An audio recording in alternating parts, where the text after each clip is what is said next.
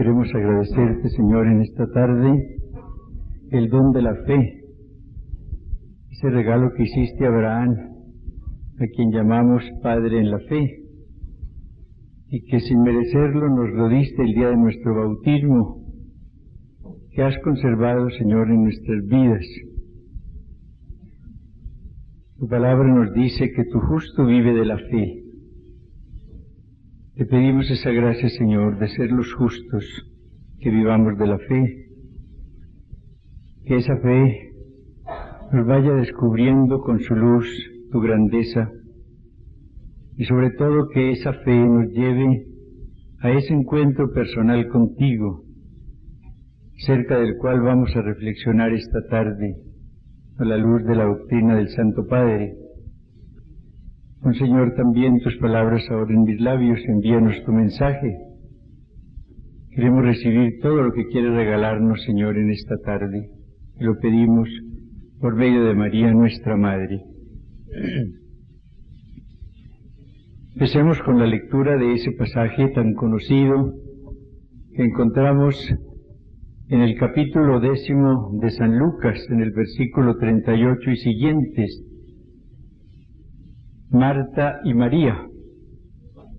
Yendo de camino, entró Jesús en un pueblo, y una mujer llamada Marta le recibió en su casa. Tenía ella una hermana llamada María que, sentada a los pies del Señor, escuchaba su palabra, mientras Marta estaba atareada en muchos quehaceres.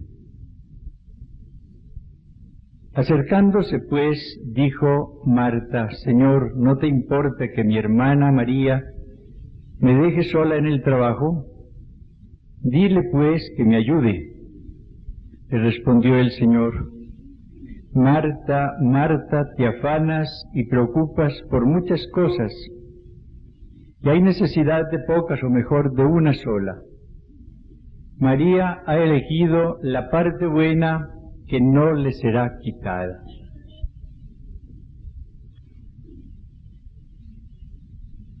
Este pasaje lo oímos con frecuencia y lo conocemos de sobra, pero una cosa es saberlo inclusive de memoria y otra bien diferente es vivirlo.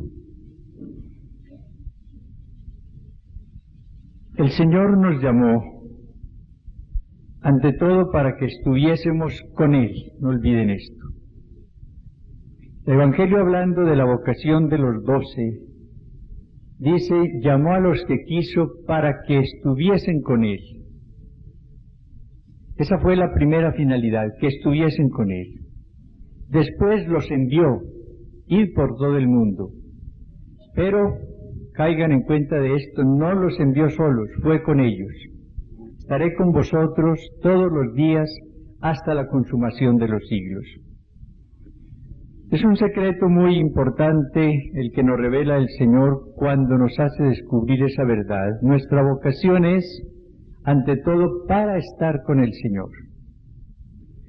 Cuando a ustedes les preguntan para qué están en las congregaciones, generalmente van diciendo, pues para la enseñanza, para trabajar en las misiones, para trabajar con los enfermos. Esa respuesta no es la exacta.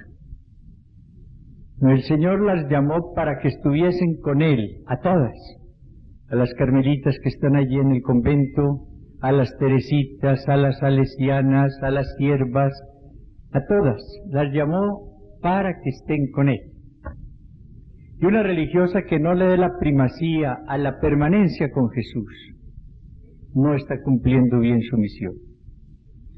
Puede trabajar todo el día, inclusive hasta exageradamente, y llegar por la noche rendida, que estuve con los niños, que estuve con los pobres, que estuve con la juventud, etcétera, etcétera.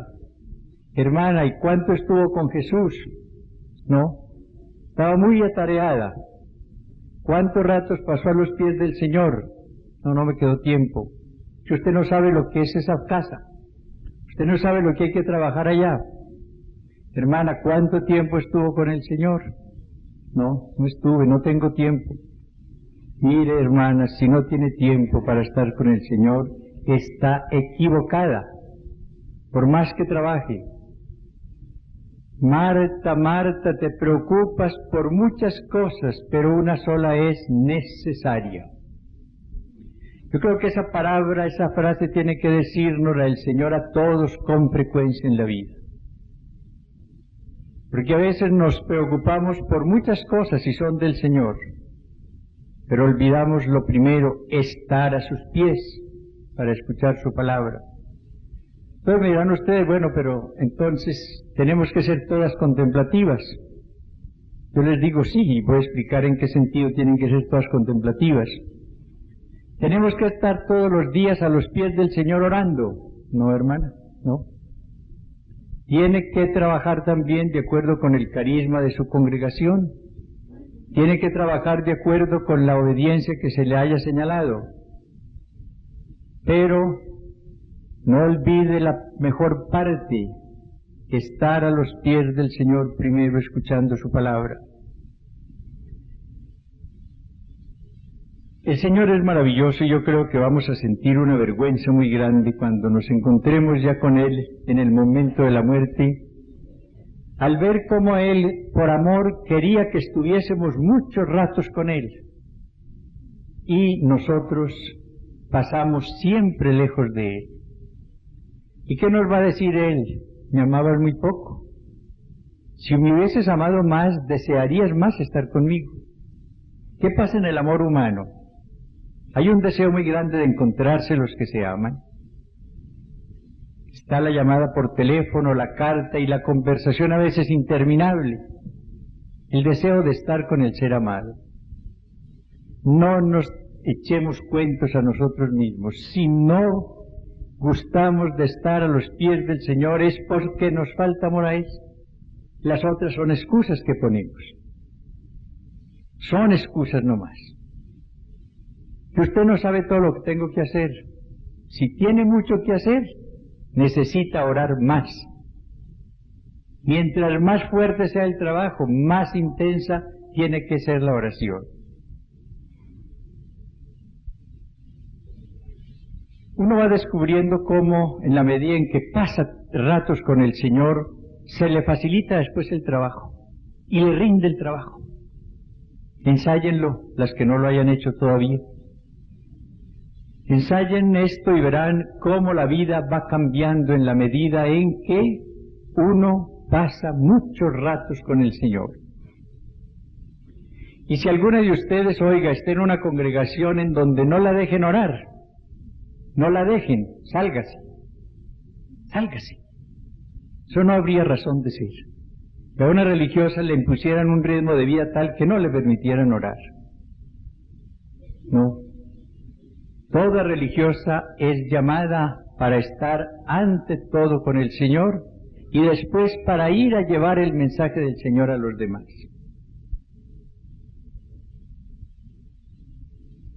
Uno encuentra en los seglares hoy ejemplos muy grandes en este campo. De las cosas positivas que uno ve en esta época que tiene tantos problemas, es el deseo que hay en muchas gentes, sacerdotes, religiosas y seglares, de orar mucho, de pasar muchos ratos como María a los pies del Señor para escuchar su palabra. Yo me admiro cuando hablo con seglares que vienen a tratarme sus problemas y recuerdo casos como este, una señora de Monte Líbano, que no es el medio más cristiano. Ella es madre de unos muchachos universitarios, una esposa que cumple muy bien sus deberes. Vino a preguntarme algo, tratarme un problema. Y en la conversación me dijo, pero de la manera más sencilla, yo empiezo mi día con 2 horas de oración. Le dije, a ver, explíqueme. Me dijo, sí, yo todos los días me levanto a las 4 de la mañana en silencio. Sigue durmiendo mi esposo, siguen durmiendo mis hijos, yo me voy a la sala, estoy en oración hasta las 6. A las 6 voy a llamarlos, preparo el desayuno, me dedico a mis deberes. Y después, cuando puedo, me encuentro con el Señor. Pero empieza su día con 2 horas de oración. ¿Cuántas religiosas se quejan a veces de media hora? A veces inventan la manera de quedarse en la cama para no tener ese ratico de la mañana. Ay, que estoy tan cansada, ay, que pasé tan mala noche, que esto y que el otro. Excusas van y excusas vienen, y el Señor allá solo. Y la que se queda sola es esa persona. En República Dominicana, yo les he contado esto algunas. Estuve el año pasado, encontré con una señora que es esposa de un gerente, nada menos, de una gran empresa, una persona de la alta sociedad, formada en Estados Unidos, con todas las comodidades. Y ella me decía cómo cuando su esposo salía para el trabajo, ella se quedaba toda la mañana en oración, toda la mañana. Ella tiene su servicio, claro está, es una persona muy rica, pero mientras otras están jugando o están perdiendo el tiempo, las compañeras de sociedad, ella está la mañana con el Señor. Una mañana con el Señor siempre. Y uno lo ve en los mismos protestantes, por ejemplo, la manera como mucha de esa gente está orando. Muchos de ellos tienen este lema, pagarle el diezmo al Señor. Yo hablaba con uno de ellos, que es un gran apóstol, y me decía, yo pago 2 diezmos al Señor. Le pago el diezmo de lo que gano, le doy el 10%, porque Él es el Señor de mis bienes. Y luego le pago el diezmo de mi tiempo, y procuro pasar por lo menos 2 horas, 40 minutos diarios en oración. Porque el tiempo, decía él con razón, es del Señor. Y yo reconozco de esa manera que el Señor es el dueño de mi tiempo. Nos están cogiendo la ventaja los seglares. Y debemos alegrarnos porque ellos oren mucho, pero debemos lamentar que a veces nos lleven la delantera, cuando nosotros, privilegiados, llamados por el Señor para servirle de tiempo completo y corazón completo, oramos menos, oramos menos. La gran necesidad del mundo actual es la oración, hermanos, es la oración. Díganme lo que sería el mundo si 200,000 o 300,000 religiosas y no sé cuántos millares de sacerdotes, todos fuéramos personas de oración, el cambio que daría el mundo. El mundo sigue lo mismo con tanto padre y tanta monja, más o menos. Muy buena, sí, y trabajando mucho, pero sin una vida de unión muy íntima con el Señor. El mundo cambia por la oración. Yo recuerdo una frase de Pablo VI, el mundo se salva por la oración o no se salva. Y fíjense, en esta época del posconcilio, donde ha habido tanta cosa buena y tanta bobada, tanto error, muchas personas religiosas y sacerdotes se han sugestionado con la idea de que la oración es alienante, la tesis marxista, y le dicen qué cuento de orar, ahora lo que necesitamos es trabajar, qué cuento de ir a perder el tiempo en una capilla mientras esté el pobre esperándonos. Y el diablo habilísimo nos hace creer ese cuento, nos lo echan y nos lo hace creer, y él feliz. Cuánta religiosa y cuánto sacerdote ha fracasado en este año, en esta época mejor, en su vocación, tantos lamentablemente. Y allá en lo profundo de esa crisis, la primera causa está en que esas personas fueron dejando la oración. Y entonces, por entregarse mucho al trabajo, terminaron apartándose del Señor y casándose o en una vida que no era la del Señor. Tantos ejemplos tenemos en ese campo. La oración, que es el encuentro con el Señor. Porque la oración a veces no atrae a la persona porque ésta no aprendió a orar. Creyó que orar era meditar únicamente. Y como veíamos ayer, llega una época en que la meditación se vuelve imposible. Y si la persona no ha ido descubriendo otra clase de oración, dice, pues, ¿qué voy a hacer? Ya no puedo meditar, pierdo el tiempo, pues más bien me voy a hacer cualquier cosa, a coser, a estudiar, a lo que sea. Nos quejamos ahora, por ejemplo, de pasar ratos orando aún de noche. Pero se trata de la televisión y ahí sí no hay cansancio. Más de una religiosa ahora se acuesta cuando se acaba la televisión. Podremos así pensar en santidad, en cambio de vidas. Cuando interesa más la fiera, por ejemplo, que el Señor. O interesa más cualquier de esas bobadas que hay que el Señor. ¿Podremos crecer así? Cuestionémonos en este retiro. ¿Cuál es la oración que quiere el Señor? La que verdaderamente va atrayendo a la persona, la que la va llenando. Es la que definió Santa Teresa muy hermosamente, hablar de amistad, de amores con quien tanto nos ama. Es un encuentro amoroso con el Señor para hablar amorosamente con Él. Esa es la oración que Él quiere. Una oración en la cual la persona postrada a los pies del Señor escucha su mensaje. Una oración en la cual esa persona postrada a los pies del Señor le abre su corazón y le dice cómo está. Le habla de tristezas y de alegrías. Le habla de problemas y le habla de buenos éxitos. Amorosamente intercambia todo con el Señor, que quiere oír ante todo y que quiere también hablar a la persona. Porque en todo diálogo hay ratos en los cuales se habla y ratos en los cuales se escucha. Y eso es lo que sucede en la oración. A veces no podemos decir sino, Señor, aquí estoy, y estamos sin más. Esa es una oración maravillosa. Otras veces vamos a decirle, porque no podemos hacer otra cosa, Señor, Hijo de David, ten compasión de mí, y vamos a repetir esa frase. Y cuán distintos vamos a salir después de esa oración. Que yo no voy a perder el tiempo allá. Se pierde el tiempo cuando no se está con el Señor, jamás cuando uno está con Él. La única oración que se pierde es la que no se hace, la que no se hace. Pero la religiosa está llamada a la contemplación, a la oración contemplativa. Santo Padre en Medellín a las religiosas les dijo lo siguiente: por la oración contemplativa, como la Santísima Virgen, que conservaba y ponderaba en lo íntimo de su corazón la palabra de Dios, os convertís en testigos audaces de la presencia del Señor, y sois signos ante el mundo del encuentro definitivo con Él.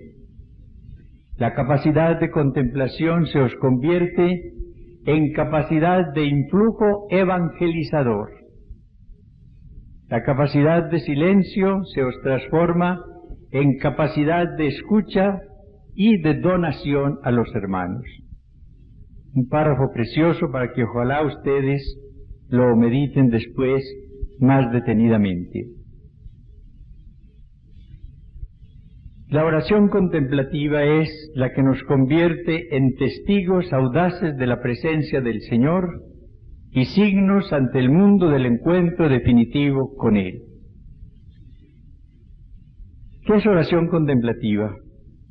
Es aquella en la cual la inteligencia y la voluntad de la persona son absorbidas por Dios bajo la acción del Espíritu Santo. Esa es la oración contemplativa.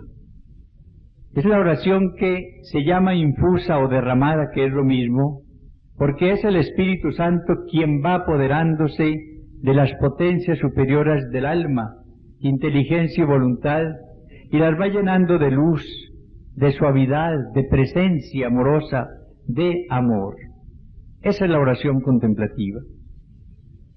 Y esa es la que el Señor quiere regalar a sus esposas, con dos fines: para que ellas puedan ser testigos audaces, dice el Papa, de su presencia en el mundo.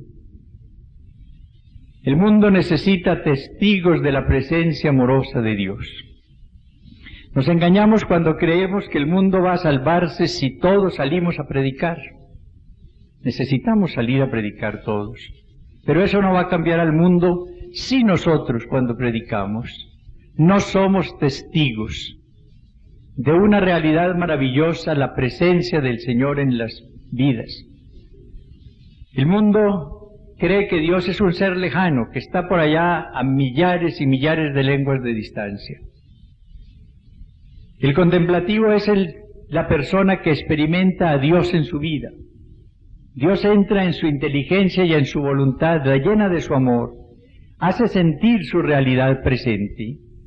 Y esa persona que ha disfrutado de esa presencia del Señor puede decirle al mundo: sí está Dios con nosotros. Lleva con razón el nombre de Emmanuel, Dios con nosotros. Él se hace presente en nuestras vidas, en nuestras personas.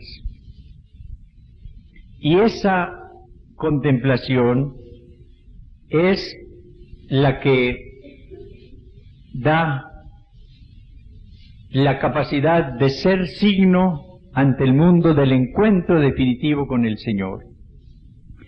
Fíjense que, como dice San Pablo, la finalidad nuestra es el de estar después de la muerte con el Señor. Y dice una frase muy hermosa: y siempre estaremos con el Señor. Pero esa compañía del Señor, esa presencia del Señor en la vida, se va realizando desde ahora. Ustedes dicen: sí, Él está presente en mí por la gracia, y claro, eso es lo primero. Pero es una presencia por la gracia que muchas veces no experimentamos. Pero en la contemplación, esa presencia de Dios que está en nosotros por la gracia, se vuelve experiencia. Porque la inteligencia se llena de su luz, la voluntad se llena de su amor, todo el ser se siente envuelto por la presencia amorosa de Dios. Hay una diferencia muy grande entre tener a Dios en el alma y sentir a Dios en el corazón. Y eso es lo que pasa con la contemplación. Antes, en la persona, la religiosa que está haciendo la meditación, Dios está en su inteligencia y medita sobre Él, y está muy bien, y es una parte muy importante en la vida. Estoy meditando en la omnipotencia de Dios, en la providencia de Dios, estoy meditando en Jesús, en lo que Él decía, en lo que Él hacía, está en mi mente, pero no ha bajado al corazón. Y la gran diferencia existe cuando ese Señor que está en la mente baja al corazón. Lo que pasa en el amor humano. Una muchacha tiene en la mente a los compañeros de colegio, por ejemplo, los conoce, sabe el nombre, dónde viven, etc. Pero un día uno de ellos baja el corazón de esa muchacha.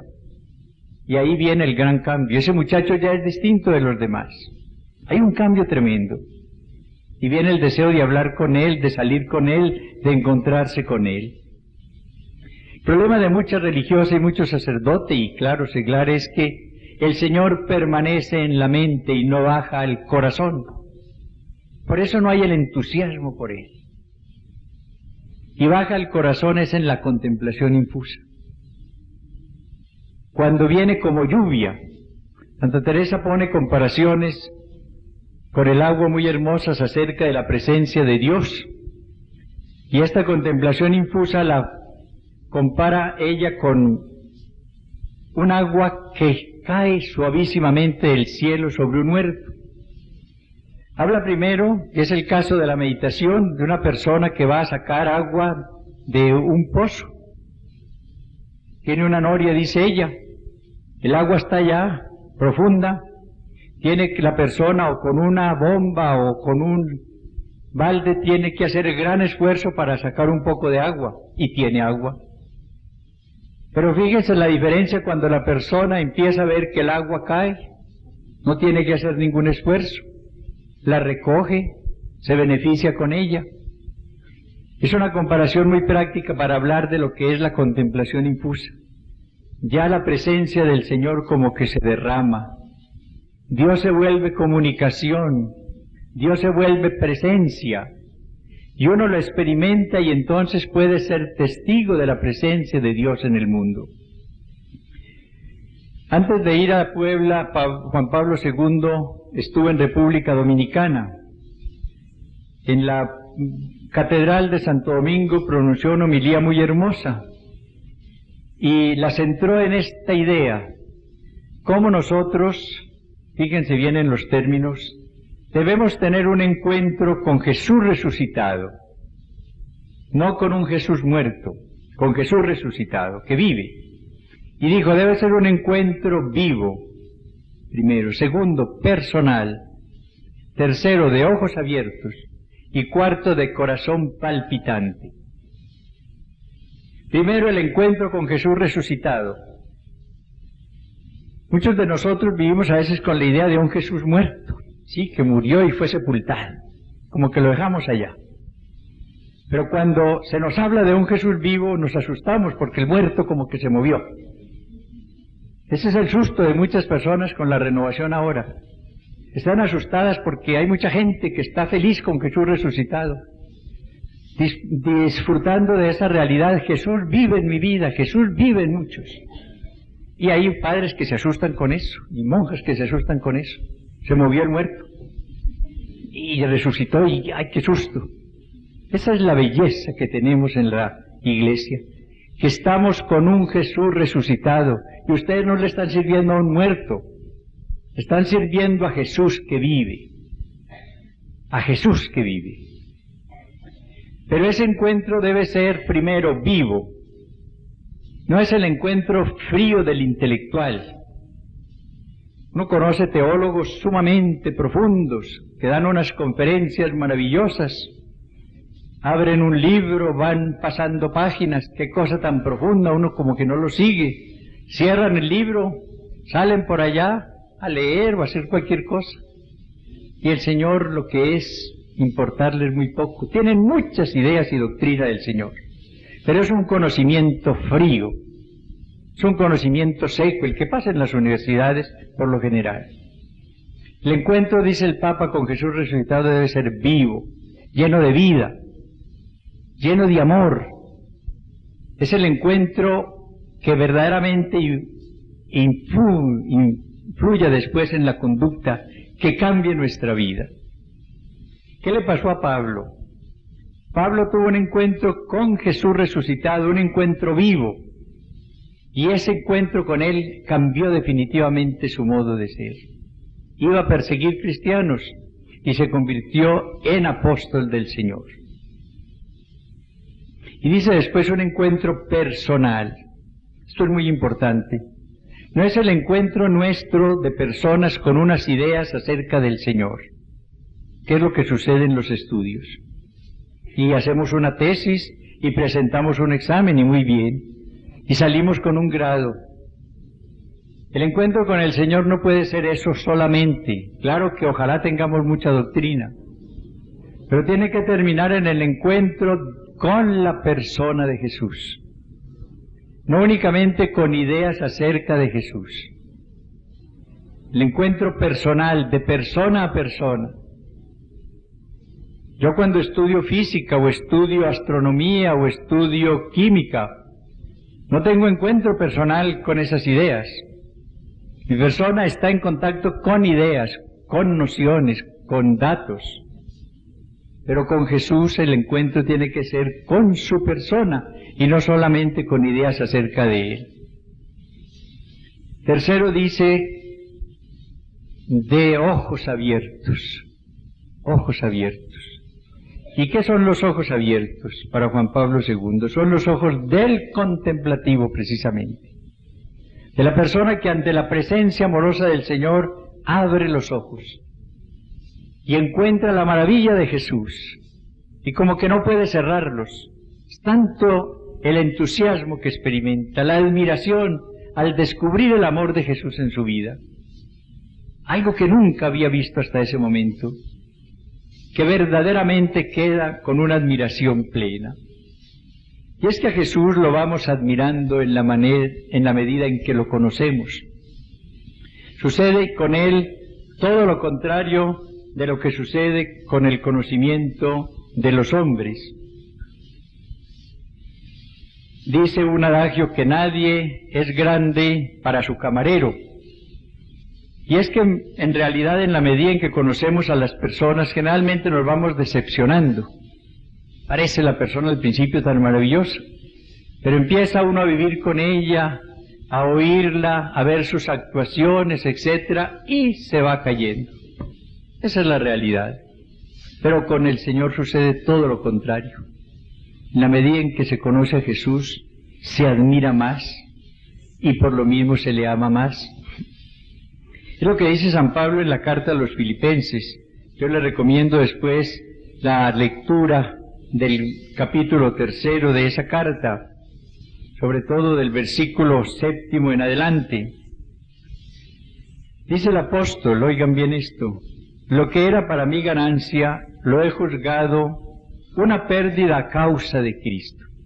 Lo que era ganancia, lo de Cristo Jesús, mi Señor, por quien perdí todas las cosas y las tengo por basura para ganar a Cristo, conocerle a Él, el poder de su resurrección y la comunión en sus padecimientos, hasta hacerme semejante a Él en su muerte. Aquel hombre que vio cómo su vida había cambiado con el encuentro con Jesús, se pone a reflexionar sobre lo que habría sido y lo que tenía antes de encontrar a Cristo y lo que tenía ahora, y dice: todo basura frente al conocimiento de Jesús, mi Señor, dice, por quien todo lo he perdido para ganarlo a Él, para unirme con Él, para enriquecerme con Él. Eso es lo que va sucediendo en la contemplación. En ese encuentro de ojos abiertos con Jesús resucitado, el conocimiento de Jesús va siendo cada vez más profundo. Oigan bien, porque no es el fruto de nuestra reflexión, sino es la luz que el Espíritu Santo va infundiendo en nosotros acerca de Jesús.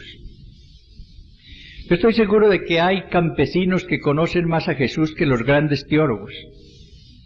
Que los grandes teólogos pueden hacer exposiciones maravillosas sobre ideas acerca de Jesús. Pero ese campesino a veces lo ha encontrado en su vida, y lo vive, y lo contempla, y lo ama, y lo conoce por lo mismo mejor que nosotros. Uno aprende tanto de los campesinos. Yo he aprendido más de los campesinos que en los libros. Yo estuve en universidad y saqué un grado por allá en Montreal y todo eso. Eso no sirve para nada frente a lo que uno aprende junto a un sagrario o hablando con una persona enamorada del Señor. Un campesino, un pobre, un niño, ¿qué cosas las que le dicen a uno? Es el conocimiento, el encuentro de ojos abiertos de la contemplación con Jesús resucitado. Y termina el Papa IV, de corazón palpitante. Encuentro, repito, vivo, personal, de ojos abiertos y corazón palpitante con Jesús resucitado. Porque es que cuando la persona tiene ese encuentro con la persona de Jesús, el encuentro personal, de persona a persona, vivo, de ojos abiertos en la contemplación, el corazón empieza a llenarse de amor a Él, empieza a palpitar por Él. Es el cambio en la vida, es el cambio en la vida. Ustedes dirán, pero mire, está como desenfocado ahora. Todos nos están hablando es de evangelizar. Y fíjese que en Puebla se habló de evangelización, y hubo un sínodo que habló de evangelización, y Juan Pablo II vive hablando de evangelización. ¿Usted por qué no nos habla de eso? Estoy desenfocado, ¿no es cierto? Oigan lo que dice Juan Pablo II. Dice: la buena nueva es Cristo. Lo que hay que predicar, evangelizar, es Cristo resucitado. La buena nueva es Cristo muerto y resucitado. Por eso solo, y está hablando religiosas, solo podréis evangelizar si lo lleváis en vuestros corazones y lo transparentáis en vuestras vidas. Qué visión tan profunda de lo que es evangelizar. No es solamente ir a dar unas conferencias sobre el Señor y sobre el Evangelio. Vuelvo a leer. La buena nueva, el Evangelio, que eso quiere decir Evangelio, la traducción de Evangelio es buena nueva, es Cristo muerto y resucitado.